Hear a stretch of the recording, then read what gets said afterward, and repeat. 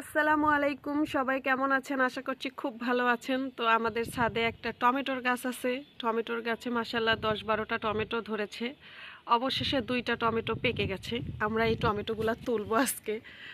এই টমেটোটা আমি কোনো তরকারিতে খাবো না, ইনশাল্লাহ যদি খাই তো সালাদ খাবো। 4টা টমেটো পেকেছে, 4টাই আমি উঠাবো। তো বিসমিল্লাহ।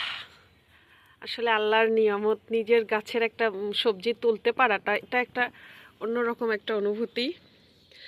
মাশাল্লাহ, আল্লাহর কাছে শুক্রিয়া যে গাছটা থেকে আমি কয়টা টমেটো পাইছি। খুব ভাল লাগতেছে, অন্যরকম একটা আনন্দ।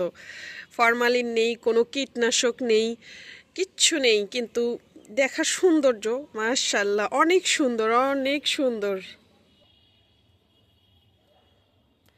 দুটো ছোট, দুইটা বড়। এই টমেটোটাও কিছুদিন পর পাকবে। ওটা পাকবে। আসলে গাছটা কেন জানি লাল হয়ে যাচ্ছে, কোনো না কোনো পুষ্টির অভাব, ভিতরে অনেক ঘাস হয়েছে। তো একটা টবের ভিতরে, মানে টব না, এটা একটা ক্যারেট, একটা ক্যারেটের ভিতরে অনেকগুলো গাছ। এটা আসলে কেমন লেটুস পাতার গাছটা এখন মানে মারা যাবে।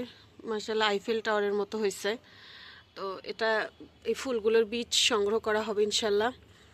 আর গোলাপ একটা কেটে খোপায় পড়া হয়েছে, আর একটা আছে। তো আমি 4টা টমেটো তুলেছি, এগুলো আমি নিয়ে যাব এখন ঘরে। আর সুন্দর করে স্যালাদ খাবো টমেটোগুলা, কারণ এগুলো একদম, সেদিন একটা নিউজে দেখলাম যে কিভাবে টমেটো কালার করতেছে।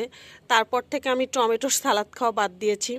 মানে নিজের জমিতে থেকে তুলে নিয়ে এসে যেটা খাবো, ওই সালাদটাই শুধু খাবো, নিজের চোখের দেখা। আর অন্যভাবে কোনো বাজার থেকে টমেটো কিনে নিয়ে এসে ইনশাল্লাহ আর সালাদ খাবো না, এটাই নিয়ত করেছি। তো ভালো থাকবেন, আমার চ্যানেলটি সাবস্ক্রাইব করবেন, পাশে থাকবেন। ভবিষ্যতে সুন্দর সুন্দর ভিডিও পাবেন। ঘুরতে যাব, ভিডিও দিব, রান্না করব, ভিডিও দিব। আমরা যেহেতু গ্রামে থাকি, অনেক সুন্দর পরিবেশের ভিডিও পাবেন ইনশাল্লাহ। সাবস্ক্রাইব করবেন, লাইক করবেন, কমেন্ট করবেন, শেয়ার করবেন। আল্লাহ হাফেজ।